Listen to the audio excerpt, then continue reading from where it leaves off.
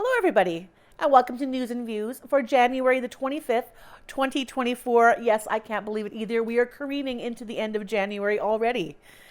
We've had a bit of an exciting week in Neepawa this week. On Monday, we finally were able to officially open the new post-secondary training center, where currently they are running an LPN program through ACC.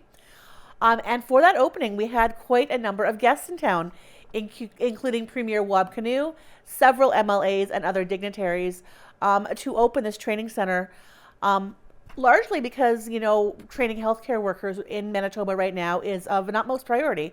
So Neepawa is kind of on the front line of getting that done. We are very proud of this. The town is incredibly proud of the facility. If you haven't checked it out, it's on Mill Street, the old RCMP headquarters.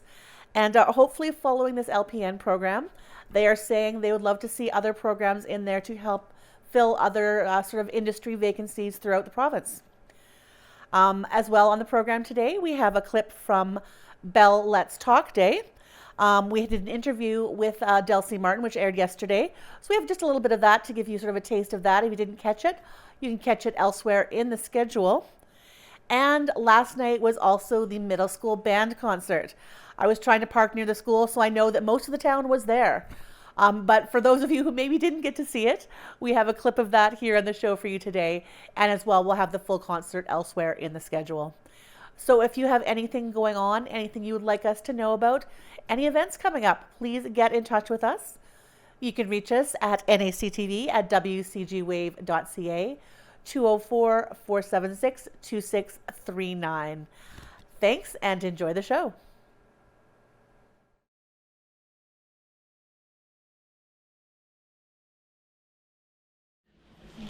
Okay, welcome everyone. My name is Brian Headley, Mayor of Neepawa. So I'd like to start off and I'd like to begin by acknowledging that we are in Treaty 2 territory and that the land on which we gather is the traditional territory of the Anishinaabe, Cree, Oji-Cree, Assiniboine, Dakota, and Dene people and homeland of the Métis Nation.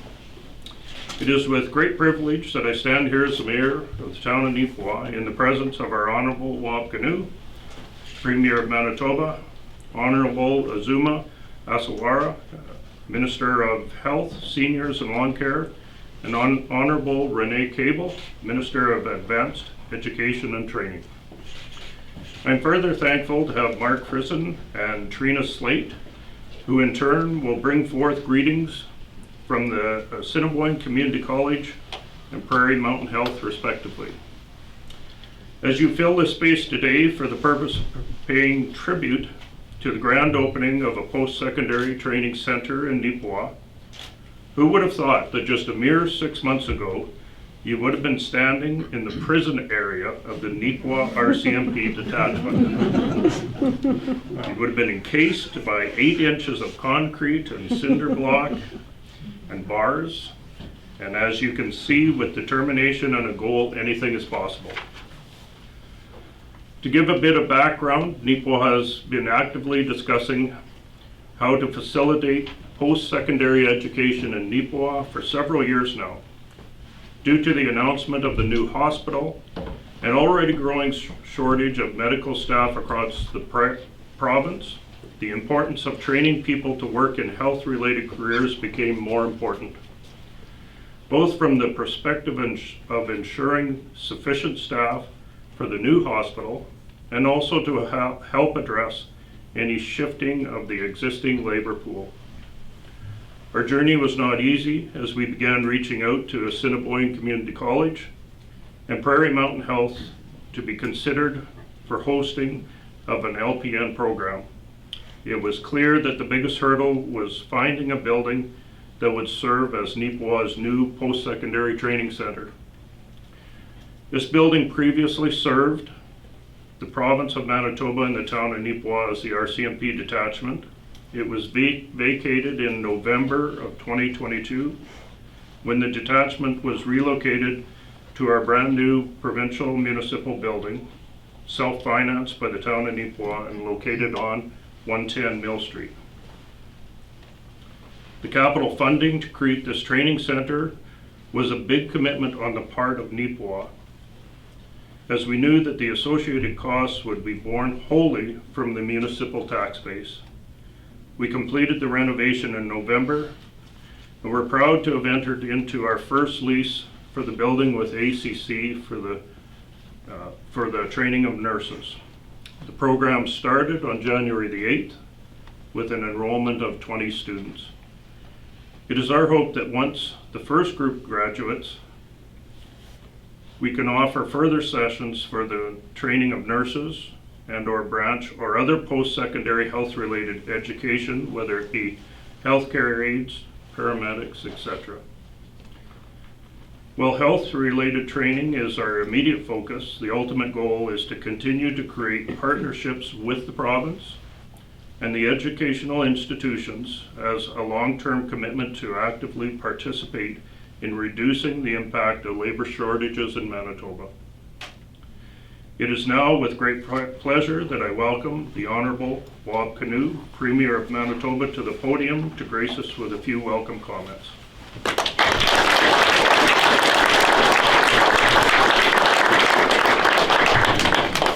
Thank you, Mayor Headley. Thanks everybody for being here. It's nice to see a packed house. And it's nice to be in Neepawa for a good news story.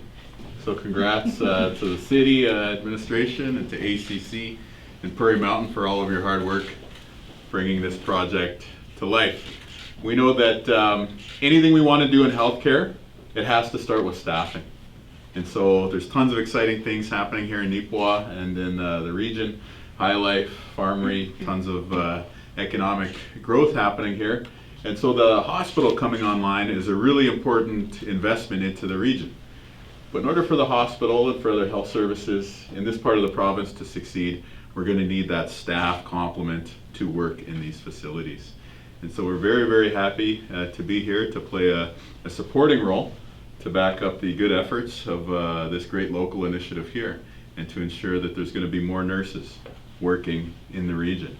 It starts with 20, but of course we know that there is a tremendous need across this province, and the more people that we can train, the better it is for our healthcare system. I also want to celebrate Assiniboine Community College's entrepreneurial zeal. We've seen them take up the mantle, and whether it's a trades program, an ECE program, or an LPN program like this in different parts of the province, they are there to meet the needs of Manitobans, and that is wonderful. On the LPN initiative in particular, we were with a cohort in Verdun not too long ago, and the point was made to me that what really is great about programs like this one, and I'll include this announcement that we're making here in Neepawa, is that you're reaching potential nurses who might not otherwise be able to join the front lines.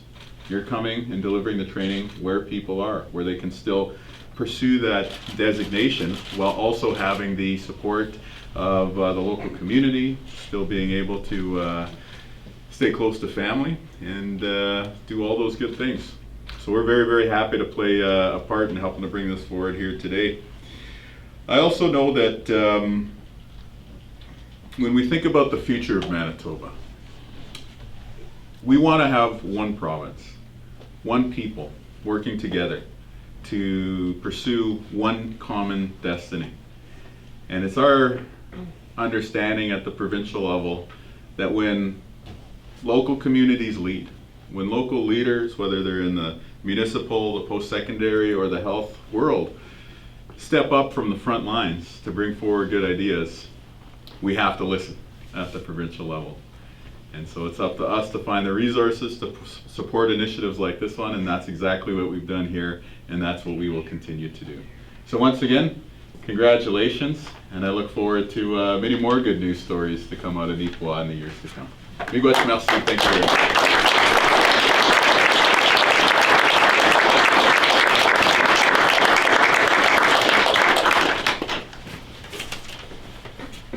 Thank you, Premier Canoe, for taking the time out of your busy schedule to be with us today, and for the encouraging words. We're excited for the future of Neepawa, our region, and our province.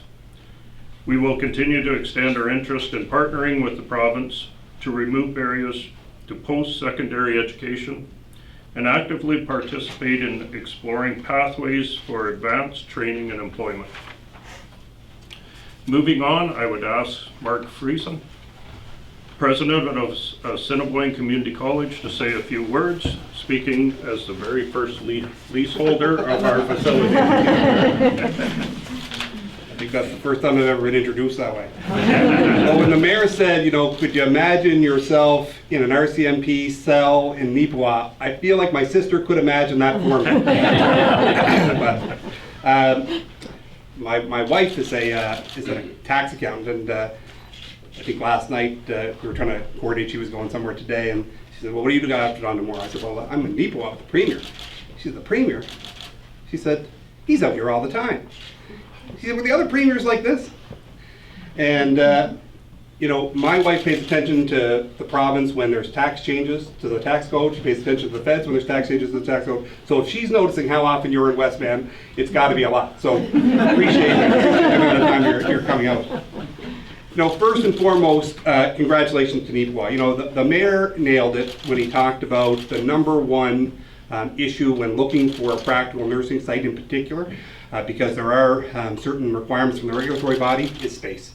And that's probably been, you know, especially over the last number of years, when you're looking to mount a program, space becomes one of the biggest barriers. And he's right to point out, as the Premier did, that the biggest issue in access to post-secondary education in Manitoba is geography. So taking the initiative to build this center, like, my wholehearted congratulations. This is excellent. You know, one of the things we saw from the pandemic was a movement in the country towards the small city.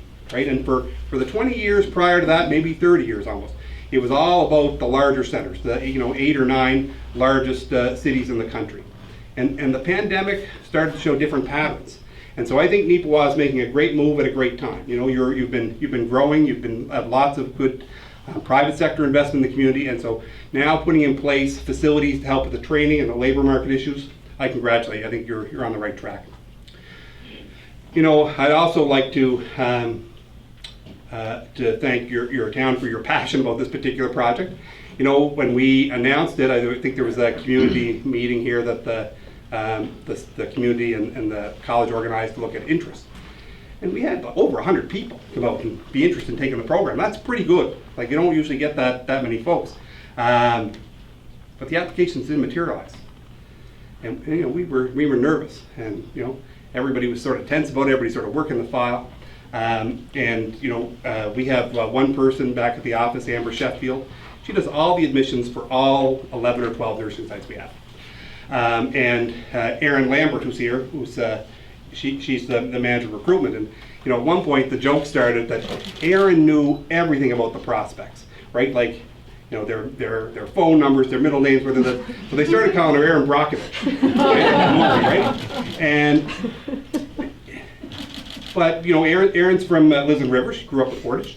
She knows how important this is. This kind of site is to rural Manitoba, and she also understands, as I think many of you do, that we're going to get to this problem one nurse at a time, right? And that's how you build it. And so I'm incredibly proud of the effort that the team put in to make sure that we could get up to a number we want for this particular site. You know, I've got a good friend, if you can't tell from the accent, I might be from the East Coast, but I've got a good friend back there who's a vice president in one of the unions that represents healthcare workers.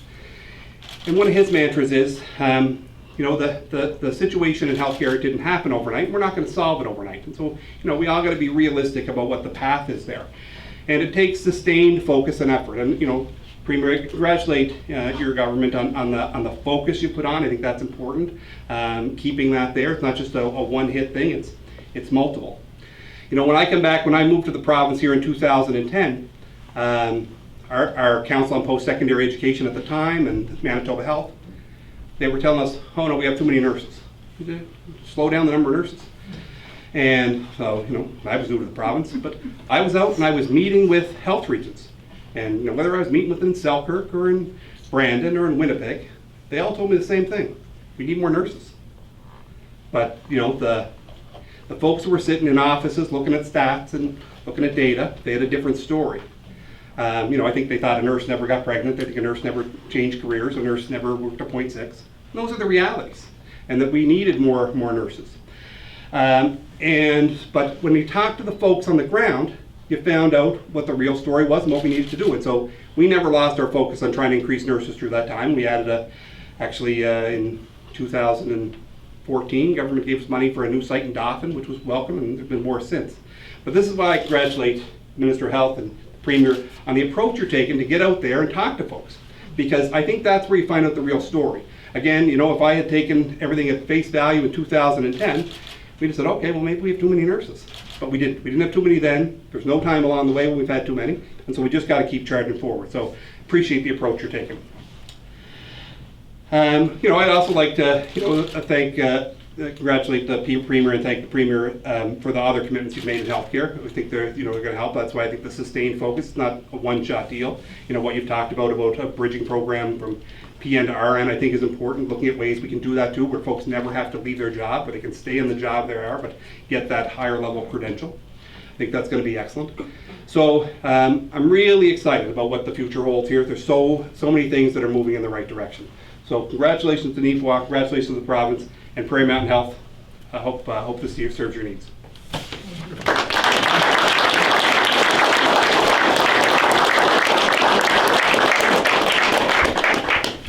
Thank you, Mark. And last but not least, I would like to welcome Trina Slate, Regional Lead Acute Care Chief Nursing Officer from Prairie Mountain Health, to say a few words. That's a big handle. I am grateful to be in attendance on this day of celebration of the official opening of the Neepawa Training Center. On behalf of Prairie Mountain Health's Board of Director, leadership team, and staff, I wish to convey our congratulations to Neepawa and the surrounding communities on the establishment of this center, and that will facilitate post-secondary education and enhance local economic development. Prairie Mountain Health is very excited that we're also here to celebrate the commencement of the Neepawa ICC Practical Nursing Training Program. PMH enjoys a strong working relationship with ACC, and together with the province of Manitoba, we celebrate the start of this important program, which will strengthen the nursing workforce in Neepawa and the area, bringing training closer to home. And I'm very intrigued about your practical nursing to BN program, Mark, so we'll chat. This training center and the ACC practical nursing program in Neepawa will play important roles in supporting service delivery and the new Neepawa Health Center, which will serve a key role in supporting the health of residents in this growing and flourishing community.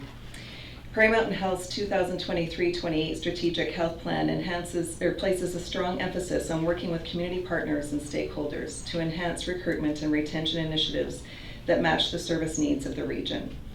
We certainly don't have enough nurses, so thank you. We look forward to continued collaboration with the Neepawa and Area Planning District and ACC. Again, we wish you congratulations on the opening of this new facility today, and we are deeply appreciative of the community's efforts and investment in this initiative. Thank you. 1, 2, 3. All right.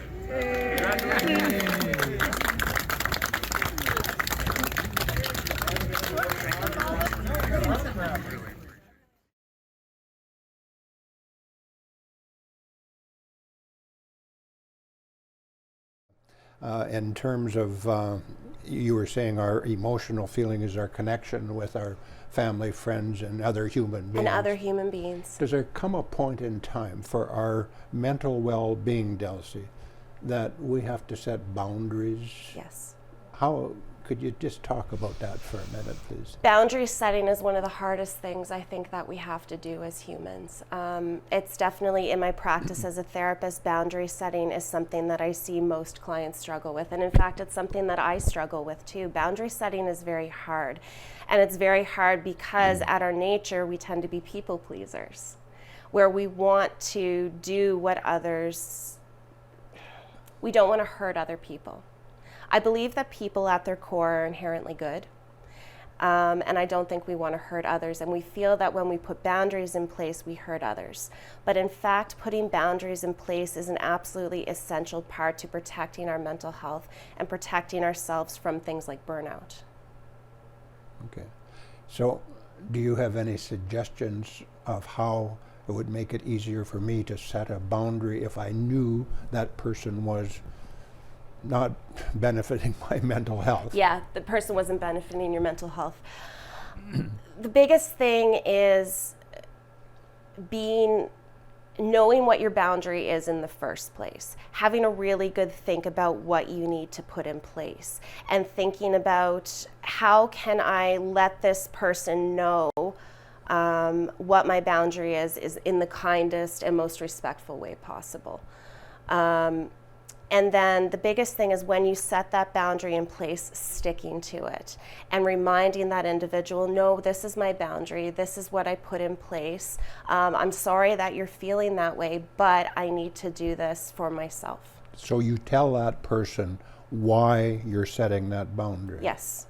Now, in the case where that person may respectfully change their thinking and kind of respect your thinking, there's always time to bring that friendship back together and remove that boundary. Absolutely there is. And a true friend, somebody who is truly in your corner, is going to understand why you're putting the boundary in place and is going to respect the fact that you have boundaries. Just like you should respect the fact that other people in your life have boundaries. Yes. And that you don't know truly what is going on in somebody else's life, and you don't understand the reason why they're setting those boundaries in the first place.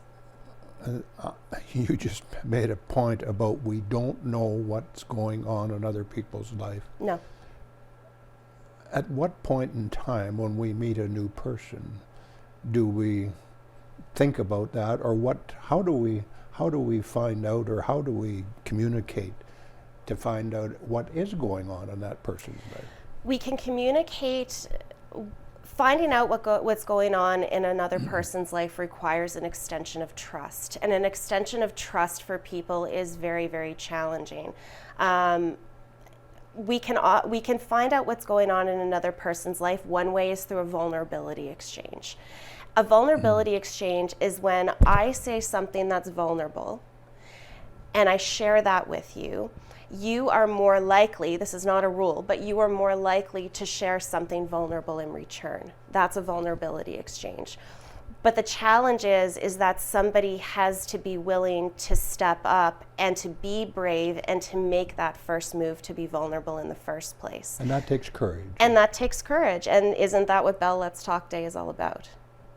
Being vulnerable and taking the first step to share your experiences. Yeah. Okay, so you are a mother of how many children again? I'm a mother of 2 little, amazing, crazy kiddos, 3.5 and 1.5. At what point, Delsie, do you start talking about mental health with your children? From the start. From the start. My daughter is a toddler right now, and when she has a big feeling, I will go up to her and I will say, oh, you're feeling sad right now. I name the emotion, I identify the emotion, and I say, it's okay to feel sad, because every emotion that we feel is valid because we are feeling it. It's okay to feel sad. Tell me why you're feeling sad. And I invite her to share with me why she's feeling sad, and I sit and I listen. And now she's actually to the point where she'll come up to me, Mommy, I feel sad. Oh, you feel sad? It's okay to feel sad. Tell me why you feel sad. You start with them from the time they're toddlers, from the beginning. Well, our son, who has had his challenges with mental health and at points of different levels of severity, but he shared a quote with me just very recently that revealing is healing. Revealing is healing.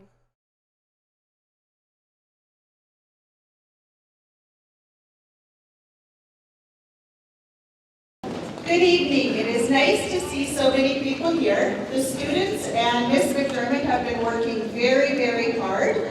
The chorale would like to sing for us tonight, and the students have been practicing in their band classes, so we're very excited to be able to put on this concert.